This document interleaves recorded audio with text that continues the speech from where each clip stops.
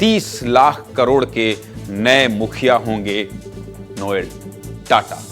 रतन टाटा 30 लाख करोड़ का कारोबार छोड़कर चले गए। कल देश के तमाम दिग्गजों की मौजूदगी में टाटा समूह के पूर्व चेयरमैन रतन टाटा को आखिरी विदाई दी गई।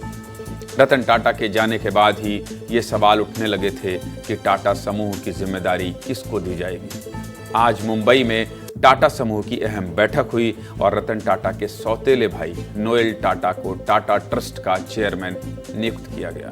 मतलब साफ हो गया है कि भाई की विरासत सौतेले भाई नोएल टाटा संभालेंगे।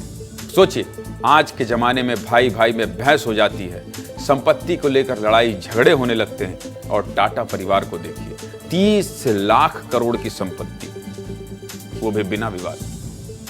समझ रहे हैं आप सब कुछ। रतन टाटा और नोएल टाटा के पिता एक हैं, लेकिन दोनों की मां अलग अलग थी। रतन टाटा के पिता नोएल टाटा ने 2 शादी की थी। पिता का नाम नवल टाटा था। उन्होंने 2 शादियां की थी। पहली पत्नी सोनी टाटा से 2 बेटे रतन टाटा और जिमी टाटा हैं, और दूसरी पत्नी सिमोन से बेटे नोएल टाटा हैं। रतन टाटा के भाई जिमी टाटा ने भी शादी नहीं की है। अब रतन टाटा के जाने के बाद सवाल उठ रहा था कि इतने बड़े कारोबार को कौन संभालेगा। लेकिन आज एक अहम बैठक हुई और फैसला हो गया कि नोएल टाटा ही टाटा ट्रस्ट की जिम्मेदारी संभालेंगे। टाटा ट्रस्ट के पास टाटा समूह की 60% हिस्सेदारी है। टाटा ट्रस्ट भारत के सबसे बड़े धर्मार्थ संगठनों में से एक माना जाता है। नोएल टाटा पहले भी टाटा ट्रस्ट में ट्रस्टी मेंबर थे, लेकिन अब उन्हें चेयरमैन बना दिया गया है। सब कुछ विस्तार से और समझा देता हूं आपको, चलिए देख लीजिए।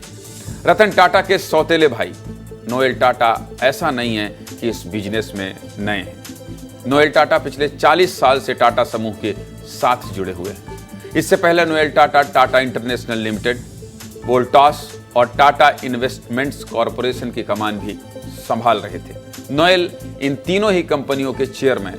इसके अलावा वे टाटा स्टील और टाइटन कंपनी लिमिटेड के वाइस चेयरमैन भी हैं। रतन टाटा को दुनिया जानती है क्योंकि रतन टाटा ने फ्रंट पर रहकर हर जिम्मेदारी निभाई, टाटा समूह को पहचान दिलाई।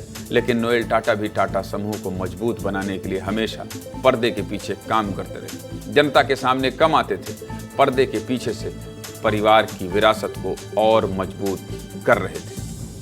पूरे साल के साथ आपको सब कुछ बता देता हूं। साल 1998 में नोएल टाटा को ट्रेंट का एमडी बनाया गया।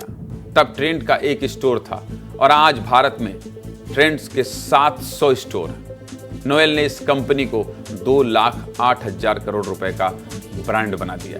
इतना ही नहीं, टाटा इंटरनेशनल को भी उन्होंने 4,000 करोड़ रुपए से उठाकर 24,000 करोड़ रुपए की कंपनी बना दी। अब देखना है नोएल टाटा के नेतृत्व में टाटा कितना आगे बढ़ता है। क्योंकि रतन टाटा ने अपने पीछे सिर्फ कारोबार नहीं छोड़ा है, लाखों करोड़ों लोगों की आस छोड़ गए। टाटा ट्रस्ट से एक उम्मीद छोड़ गए। 10 लाख लोग जो टाटा समूह से जुड़े हैं, उनका भरोसा छोड़ गए। इसलिए संपत्ति से ज्यादा बड़ी विरासत है रतन टाटा की शख्सियत। अब देखना है उनके बाद नोएल टाटा पर लोग कितना भरोसा कर पाते हैं।